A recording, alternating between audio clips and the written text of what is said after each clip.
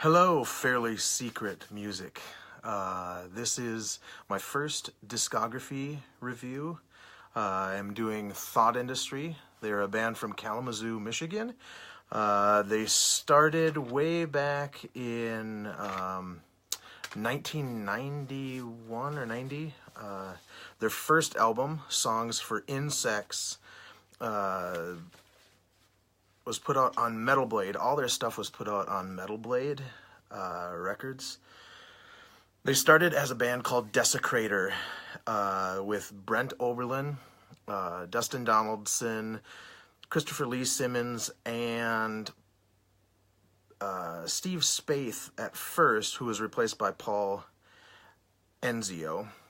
And the first album, Songs for Insects, was produced by David Ogilvy of Skinny Puppy fame, I think. And the idea with this album was kind of pushing boundaries of metal and very technical playing, progressive playing, some industrial feel. The album cover is a Salvador Dali painting. I know Dustin, the drummer, was big into Salvador Dali and David Lynch. The group consisted of, from left to right, Dustin on drums, Brent on bass, fretless bass mainly, Christopher Lee Simmons on guitar, and Paul Enzio on guitar. Christopher Lee Simmons also played keyboards on the three albums that he was part of. The first album, Songs for Insects, starts out very kind of like sounding, reminded me of Helmet at the time. Just the guitars reminded me of Helmet. And then you get on to the second song, and that is where you hear the progressive influences, their Rush influence. They did a promo or a demo cassette, and you can see that it has artwork from A Clockwork Orange on the cover. They did Red Barchetta by Rush on their demo cassette. It also had Chalice, Vermilion, Flesh is Weak, and Final Ballet, which all showed up on this. There was a song called Wishing Well that didn't get put out on any of the albums. Songs for Insects has some really great playing, and I believe on this album Christopher Lee did most of the rhythm guitars, and Paul ended up coming in and doing some of the guitar solos. Cornerstone has a more industrial feel to it. Daughter Mobius is more metal. Alexander versus the Puzzle is mellow, kind of a little break in the intensity of the album.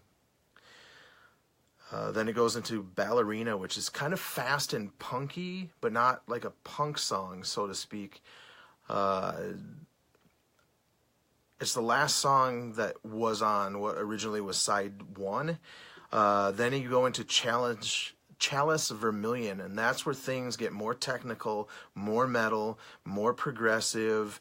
There's a bass and a stick solo in this song. Then the Flesh is Weak starts out with what can be counted as 4/4, but if you want to break it up, it's a measure of 3 and a measure of 5, or depending on where you count one coming in, it's a measure of 5 and a measure of 3. But honestly, it is 8 beats before the pattern starts out, and there's some great guitar harmonies on that. The song ends with a line, "I don't betray my country, I survive my government," which this came out in 91, so 27 years later, we're still basically feeling the exact same way. Blistered Text and Bleeding Pens it starts out mellow, but it gets really, it builds and builds and builds, and it's fantastic. It is almost kind of a warning of what's coming on Bearing an Hourglass, which is the end song. The end verse on Bearing an Hourglass is fantastic, very catchy, very, how would I describe it, just something that gets stuck in your mind and just lives rent-free in your head.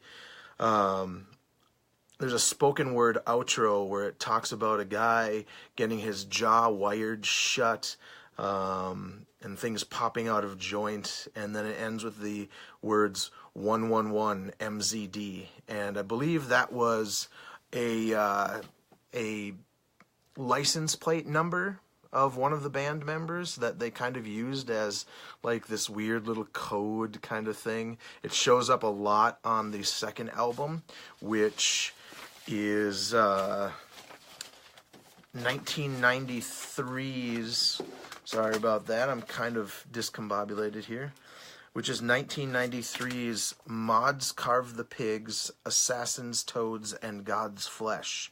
Brent wanted it to be called Mods Carve the Pigs. Dustin wanted it to be called Assassins, Toads, and God's Flesh. So they kind of put them together. I love this band photo. Has them sitting around a table playing Scrabble. And I don't know how much you can see, but there is there's one of their flyers right here on the wall, and I have it up on my wall. I got one from, I think it was a guy named Jeff Till, who I wrote to and ended up getting some CDs from, other side projects, which I will talk about in this review. This album came out, as I said, in 1993, and the first song, I knew this album came out, and I had to wait 12 hours to get it. I was super excited, and it was a weird time in my life. The lyrics on this album are very stream of consciousness stuff. It starts out with a song called Horsepowered. It's the most challenging vocally and the most challenging song in, I think, all of the Thought Industry discography. There's a bridge section that has an amazing fretless bass part, very funky at times. There's a blast beat, which was probably the first blast beat I had ever heard. This was way before, well, 93, so it was before I had ever heard of, you know, bands like Dark Throne or any of those black metal bands. The second song is Date Rape Cookbook, which at the time, it's weird. The culture, not culture, but the ways society shuns certain words. Date Rape Cookbook would not fly in today's society without getting very scrutinized. Back in 93, nobody knew about this band hardly at all, so he talks about himself in this song. It sounds like a breakup song or a very bitter song. This whole album has references to somebody named Jane, but the lyrics on this song, some of them are the chorus was, Brent was bored, rolling in his vomit on the chapel floor, lost his bank card, he kicks creamy stalls, you're in shit, got a headache, whore. It also has the line, Bully Jeb beats my ass and his slut consumes my blue pills. The sand in my bubblegum cracks like a spoonful of ants. And if that doesn't mirror what is going on with the artwork, I have no idea what is going to indicate differently where this album is going. It also has the line telemarketing grandmas, which would be a great band name. Then it goes on to the song Gelatin, which has the lyrics, say you have to die, I'll keep a cuttin'. It's a magic world, swimming erratic in the water, thick as gelatin and no skin. This song is... It's one of those songs where it's very catchy, but I can't tell you what is the chorus in the song. I mean, what I just said is kind of the chorus, but it doesn't feel like a chorus. Live, this song, you could tell what he was saying in the bridge section, but on the recorded thing, you have a hard time figuring out what he is actually saying. Then it goes on to Jane Whitfield is Dead. This song starts out with some great changes. Well, throughout the whole song, there's great changes. But it starts out in 1993 in the lyrics. The lyrics are broken down into different dates. And it sounds like about a relationship with Jane Whitfield. 1993, 1995, 2043, and 2051 are the dates that he uses.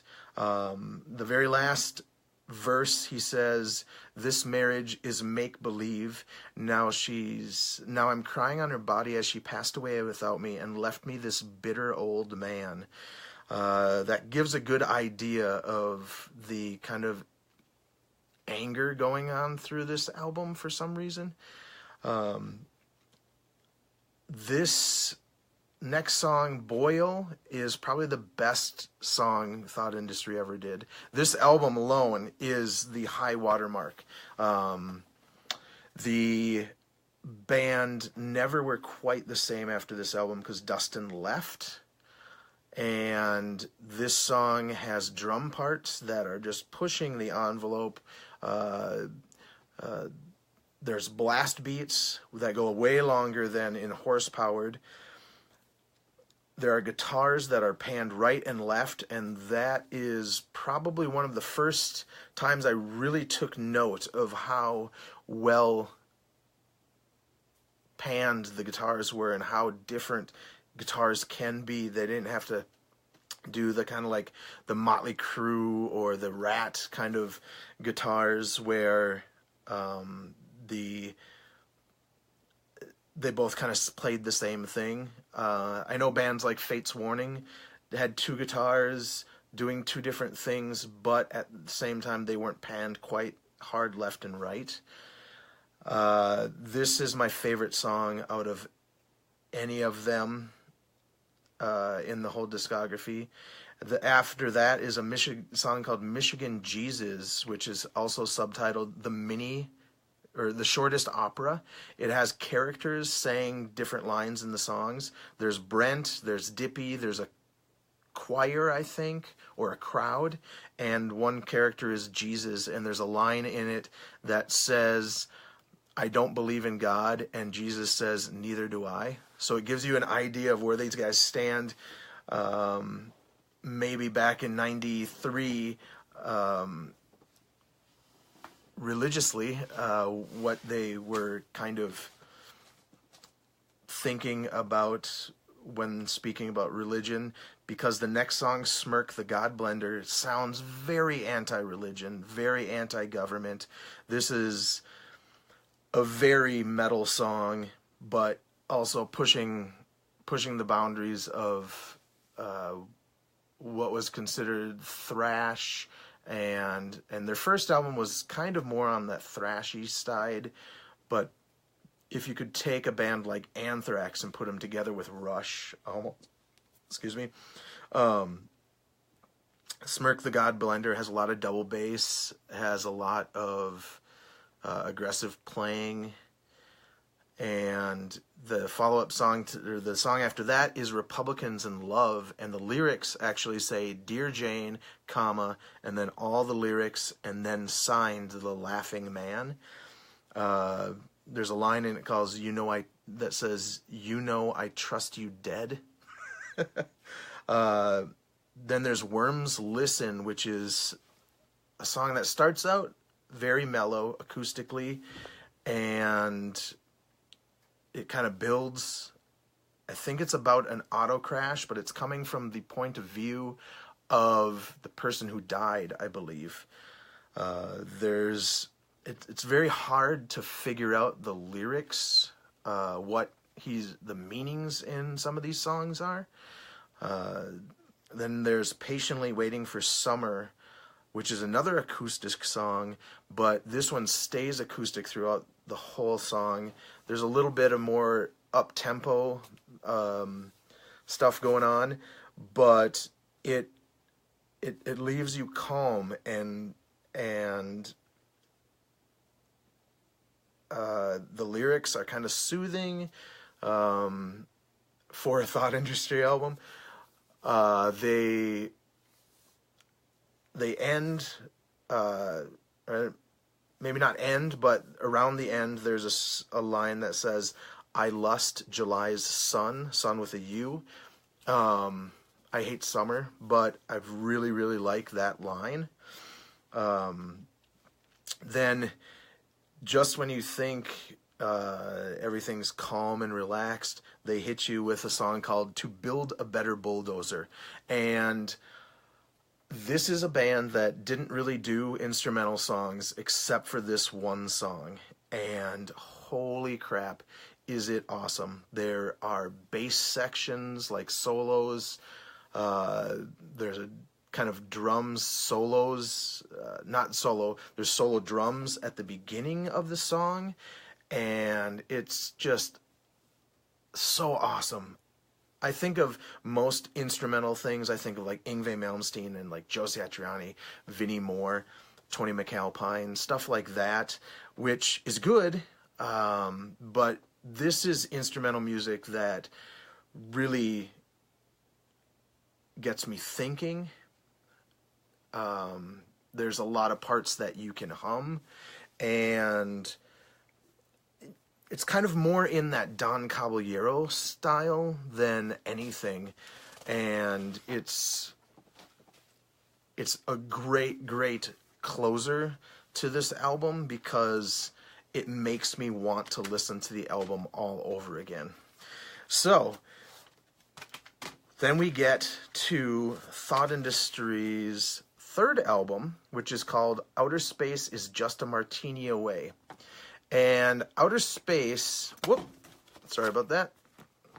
This is a weird setup. This is my first video doing this. So, Dustin Donaldson left. He went on to join Pansy Division, which is a punk band, like pop punk band. And I believe all their lyrics are kind of from the point of view of gay culture, which is interesting because I've never heard a band so openly gay in the punk scene ever, and they were really good. They were really good. They had songs like Curvature and Horny in the Morning. They were very sexual, and it was interesting to hear him play in that band. He used to play with his cymbals kind of tilted, so they weren't like tilted like that. They were tilted more like this, so they were almost flat or in the air, so it would be just a big circle. And he played his drums like that in Pansy Division. I believe he played his drums like that in I Am Spoonbender. And I never got to see I Am Spoonbender because they canceled when they came through Minneapolis.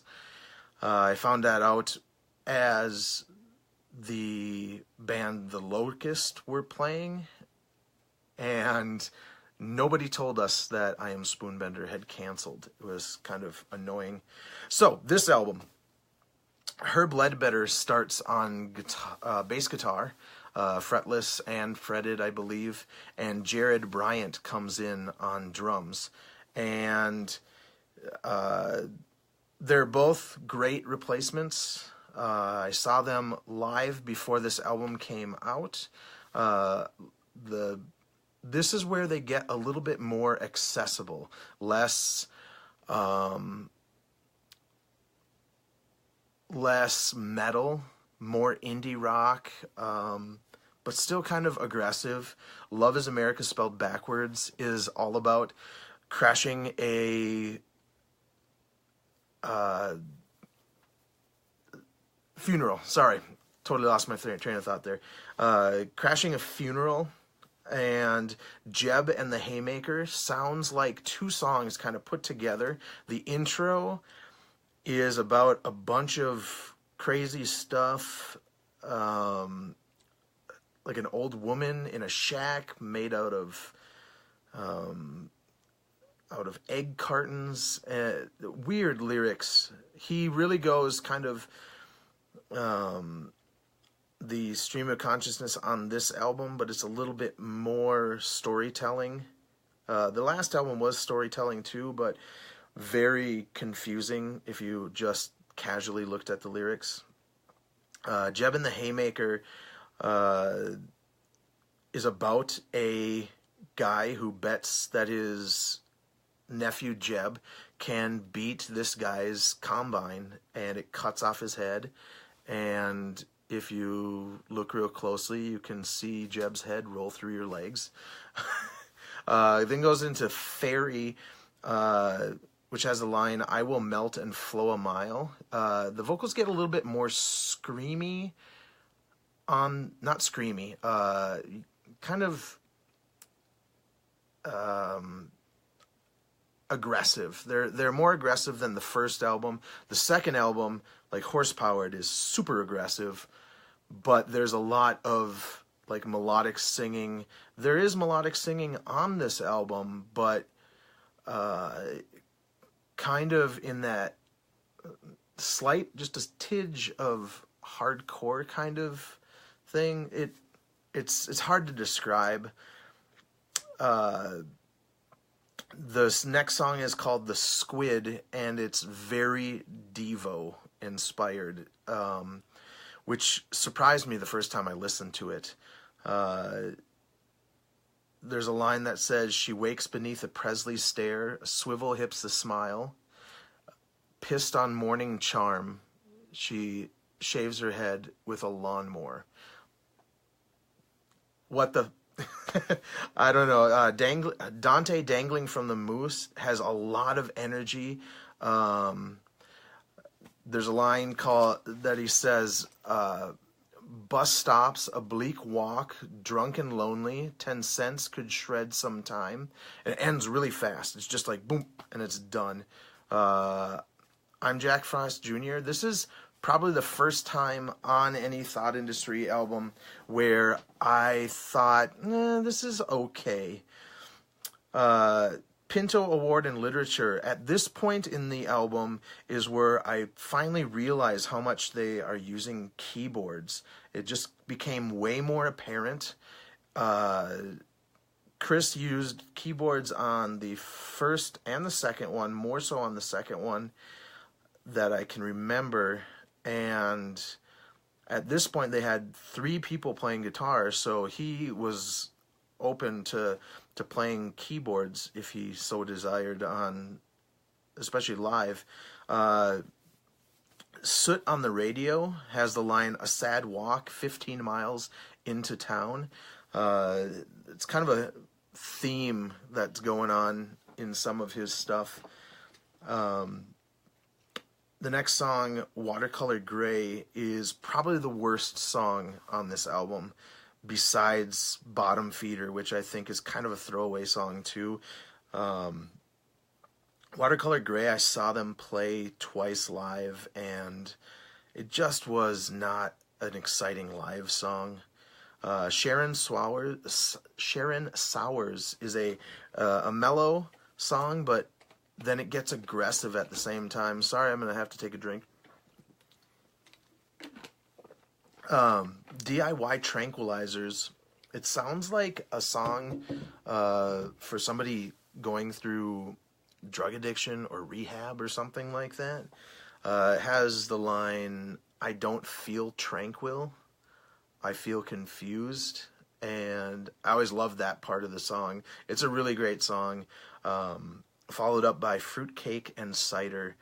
This song is all about animals being camcorders for God, and at this point, this kind of makes use of the electronics that they were starting to use, different synth sounds, very experimental with this song and the follow-up. But this song, Fruitcake and Cider, has lines basically saying that we're being observed by our pets, and when you're at his apartment, don't pet them. Don't let them know that we're onto them. Just a great kind of theme. Just a paranoia of animals being here to just observe us and send information back to God and just tattle on us. It's pretty funny. Atomic Stroller Helps None is a very interesting song. It's very industrial. This album should have stopped on Atomic Stroller, I think. I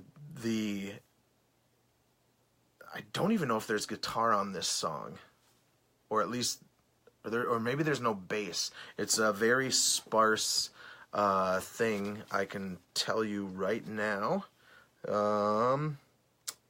Vocals, keyboard programming, ethnic percussion, 7-string guitar, and classical guitar. Those are the things that are on this song. And then, as I said before, Bottom Feeder is kind of the throwaway part or song. There are some good parts to it, but Atomic Stroller should have been the last song. The fourth album by Thought Industry was called Black Umbrella.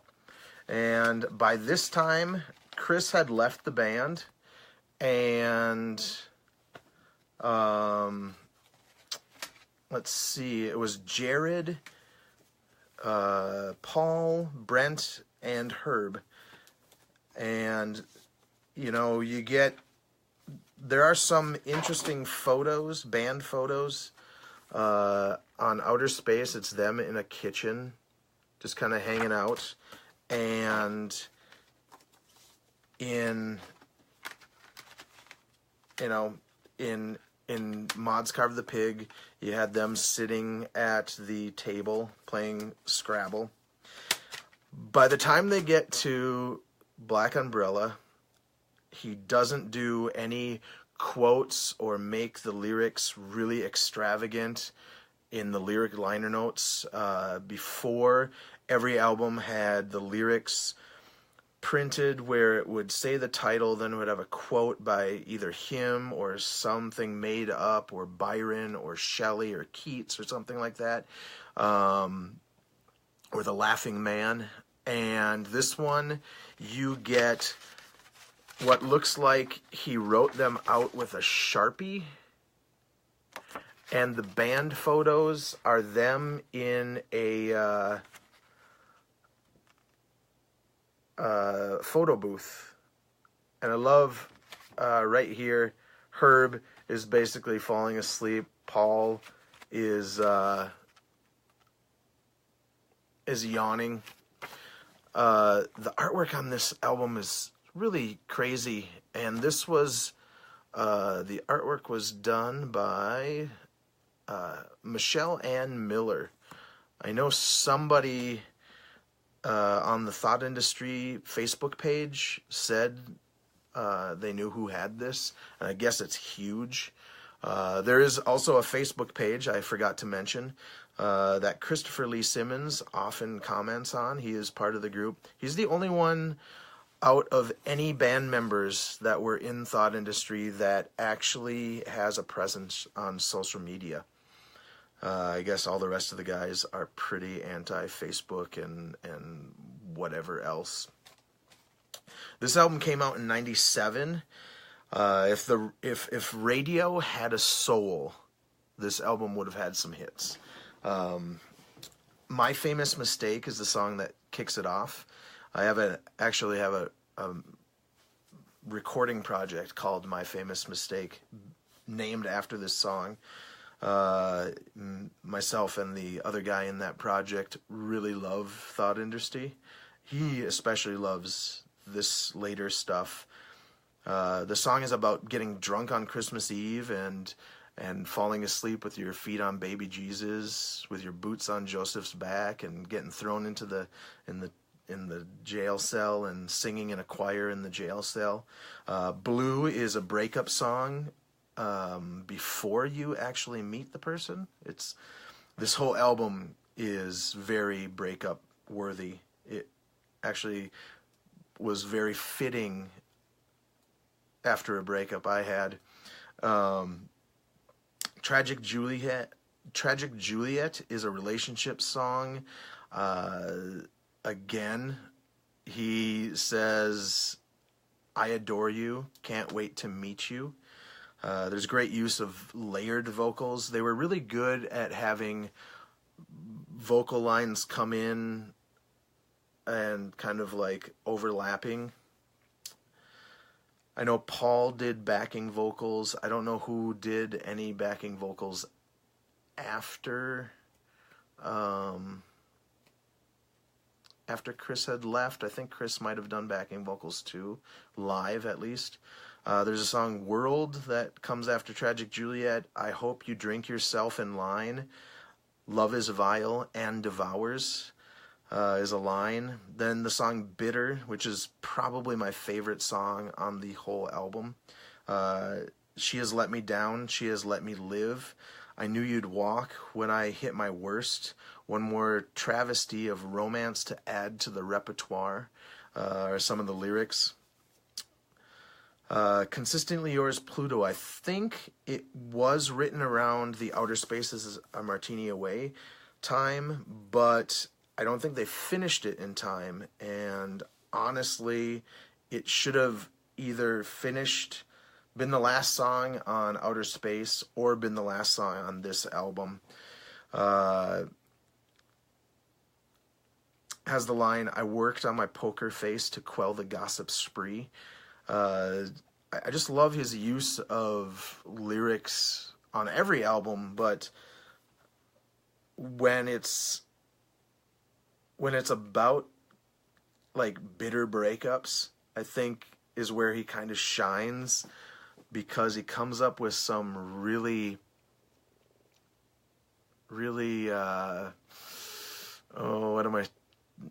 kind of snarky comments, kind of the comments that you wish you would be able to say during those situations. December 10th, this song is very depressing, but every December 10th, I'll post it on like my Facebook page. It has the line, a crushing hug for ruined girls with mushroom clouds in mind. Then is Edward Smith. That's an okay song. It just doesn't grab me like I wish it would. Her Rusty Nails. He's very, very vocally aggressive on this song, and it's good. The guitar riff is cool, or the guitar part, I should say. I don't know if you want to call it a riff, but the vocals really display the kind of like the anger of that. Pink Dumbo is a very angry, catchy chorus. Then Swank is okay, and then there's a song called Earwig, which has the lines, tell your mother I am home again to break what's left, like I just don't care. This should have been the final song on this album. Or they should have put Consistently Yours, Pluto after it. It's very quiet, and then it goes into these really loud, heavy parts. So if you're listening to any of this stuff, track them down on YouTube. I believe everything is available on YouTube. I am not letting you hear any of it right now because I don't want to deal with copyright stuff. The last song on the album is called 24 Hours Ago, I Could Breathe / December 11th. It's like a 9-minute song. It goes on forever. It should have been thrown out, but had I known that it was out there, I would have been irritated that they didn't put it on the album, so I'm glad they did. It just doesn't fit very well with the rest of the album. Well, I mean, yeah, it doesn't really fit. Then after that album, Black Umbrella, came the final Thought Industry album, Shortwave on a Cold Day. And if you can see, there's two people standing in a snowstorm. This, I guess, used to have a lot more on it. This got edited.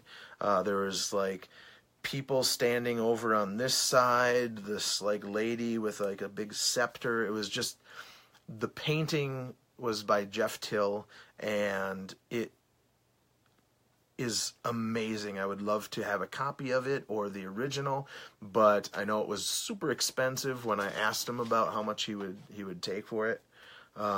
Or somebody else already had claim on it. This was 2001. This album came out on September 11th, and I knew about it. I knew on my lunch break I was going to the record store in Minneapolis to get this, or actually I think it was Golden Valley, Minnesota, to get this. And then all the footage of the planes happened, and I remember thinking something to the effect of everything was going to be closed because we got sent home early. I was working at a book warehouse, but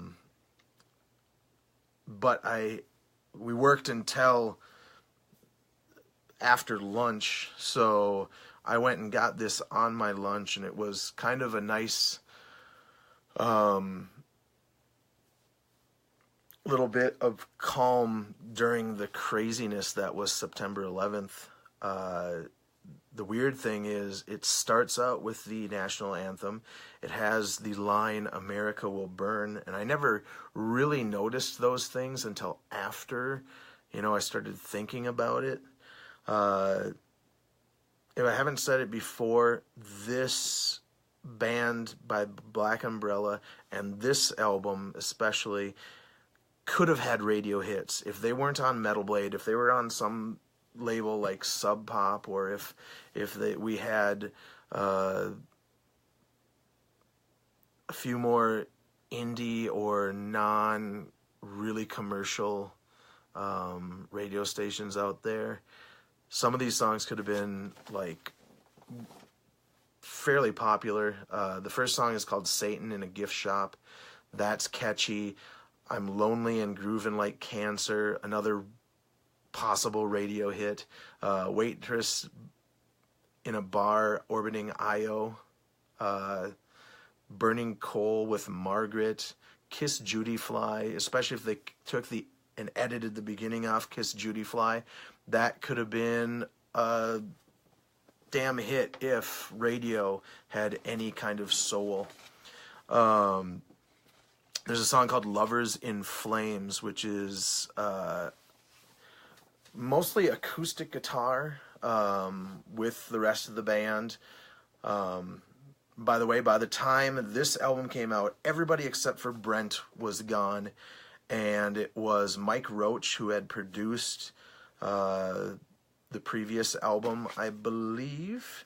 Yeah, he was on guitar. Jeff Borkowski was on guitar, Cam Taylor was on drums, and Mark Baldwin was on bass. Brent was still doing vocals and guitar, so they went back to having 3 guitarists in the band again. And Lovers in Flames has such odd lyrics. It's really pretty. The lines are, I'll carve up my grandfather's spine and turn it into a boat, shore up the holes with my hands and see if this vessel will float. That's all I can remember by memory without looking at the lyrics, sorry. Just the imagery with the songs on this album. Again, he went back to doing extravagant lyrics with quotes and everything, with subtitles for different sections of the lyrics. There's a song called A Week and 7 Days, which also is super catchy, and there's a song called Particle Hustler, which is basically Devo meets surf music, and I don't like surf music at all that I know of. I really, really don't like the Beach Boys. I'm sorry if that pisses people off, but I don't like Pet Sounds. But Particle Hustler is Devo meets surf, and it's I think the Devo portion of it is what grabs me. There's a song called So Says Ike, which should have been the last song on the album. That would have been 13 songs into it. There are 17 songs, including the bonus unlisted song, which is kind of pretty much a throwaway song. So Says Ike is the most technical song since Outer Spaces of Martini Away. Cam Taylor does drum parts that are very reminiscent of things Dustin would have done, or Jared. He made that song super interesting, especially the part where he plays, the drum parts he plays after Brent sings So Says Ike. He switches between the hi-hat and the ride, doing really crazy two-handed things that are super impressive and really interesting and make this song even better than what it was to begin with. The last 3 songs that are listed are Coma, Beautiful Coma, Interstellar Fix, and Alien and Pure. I think they're kind of filler, but as I said before, if I knew they were out there, I would have been irritated that they didn't get added. There's demo stuff that they were working on before the band officially finally broke up, and I was not computer savvy at the time, so maybe one day I'll be able to get a hold of those demos. I remember listening to some of them. I believe they were all complete. I think there were like 10 songs, maybe. So that is the end of the discography of Thought Industry with their studio albums. This was kind of a greatest hits, kind of a filler album to fulfill contract, I think. It's 70 minutes of unreleased remixes and live tracks. There are 20 songs total. There are a couple songs on here that weren't available anywhere else on CD at the time. Ballerina from the demo is on here. Encounter with a Hick and Louisiana. I think Louisiana was done around the time. Let me give it a look. That was Louisiana was an Outer Space outtake, finished later, and Encounter with a Hick was actually from the Mods Carve the Pig era of recording. It was fun to finally hear Dustin again on something new, and it's good, but this is kind of for the diehard Thought Industry fan. They did a reunion in 2014 with, I believe it was Jared and Herb and Mike and Brent and who else? I don't know who else. But 2014, July 18th and 19th, there are some YouTube videos of that live show, or of the two live shows. And there are 6 live songs on this. I have a feeling they recorded more than 6 songs live. It would be interesting to hear the whole live thing. Maybe one day somebody will release it. I know when I've talked to Chris, he said he has nothing from his Thought Industry days. He kind of left and just, I think, washed his hands of everything.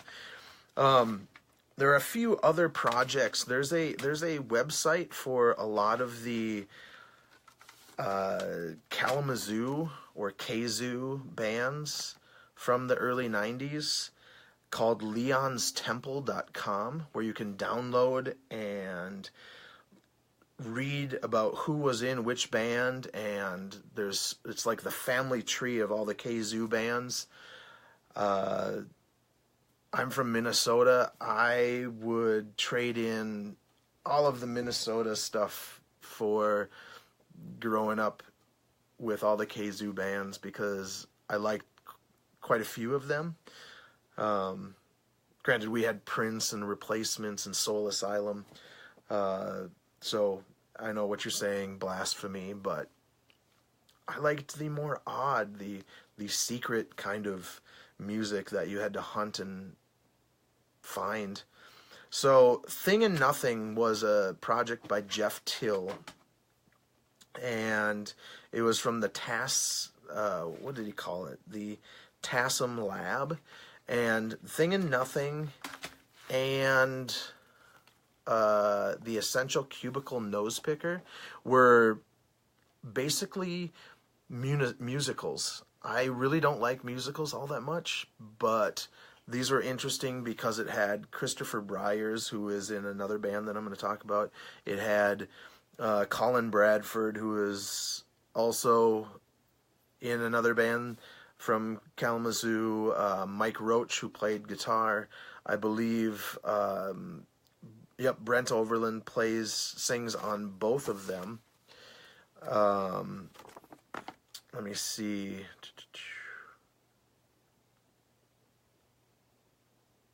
Yep, and then there's Jared Bryant, Brent Oberlin, Colin Bradford. These are very interesting, and I think Jeff Till still has copies. I'm not 100% sure, but you could get in contact with him from leonstemple.com. This is, I guess, a very sought after, well, I don't know, it was very sought after. There's a lot of people on the Facebook page for Thought Industry that have recently been talking about wanting to get copies of this. It's Genius Hired Guns, Dutch Mafia. And this was Brent Oberlin and Jared from Thought Industry with Colin and Charles Bradford on bass and second guitar. Colin also did some vocals on it.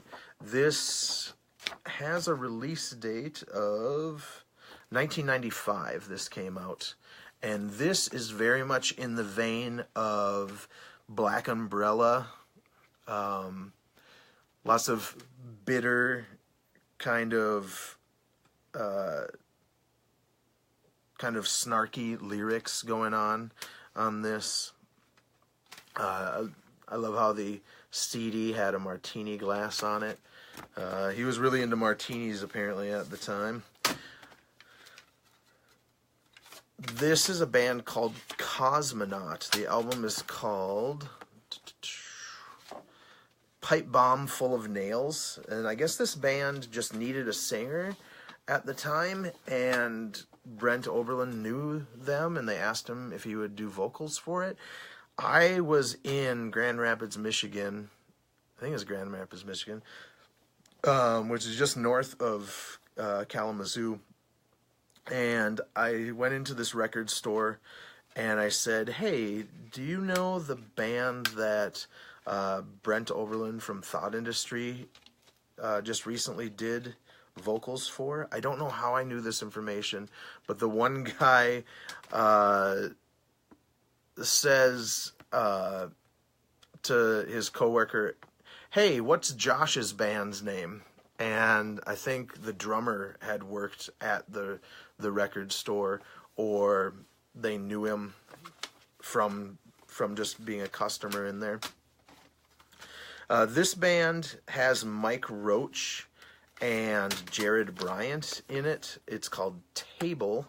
The album's called Blank. It's like a 6-song CD. This is very metal, very Watchtower kind of feel to it. Not quite as annoying vocally, but very, very technical metal. It's a very odd cover. It was just a 4-piece. It had a guy named Brent Fields on bass and Jeff Coopers on vocals. And this album, I'm not sure what year. This was 93. I believe you can get this and Cosmonaut and Genius Hired Guns as digital downloads on the Leon's Temple website. Last two things, quick. Twitch, Beaten Senseless and Giddy with Love. They had an EP before this. I can't remember what that's called. That's also on the Leon's Temple. This was pretty aggressive indie rock / metal, kind of in the heavier Faith No More kind of vein. This had Kevin Oberlin, Brent's brother, and a guy named Chris Byers, who went on to be in a band called Sleet, the Volume Drops. This album I got in 2004 or 2005, something like that. It is indie rock. It is somewhat alt country at times, kind of feels like that. Vocals are a huge improvement from when he was in Twitch, and this I could not get enough of at the time. I still listen to it and love it. If you want something that has just catchy indie rock kind of feel, the only downside is their drummer, Bill Axe is his name. He played a ride cymbal that I think was a crash ride, so you get this wash of crash instead of like on a regular ride. And yeah, if you get a chance to, this is one that you can't find easily on YouTube. I think Leon's Temple might have it, but it was on an actual label, well, an actual indie label, so I don't know if there's copyright things going on. If you can find this, Sleet Volume Drops is well worth your time. And I hope you enjoyed this video. I hope to do some more discography videos, maybe stuff that is a little more well-known or a little more obscure. Just give me your comments and your feedback. And this is going on YouTube too, so hit that like button and subscribe. And hopefully we'll see you again.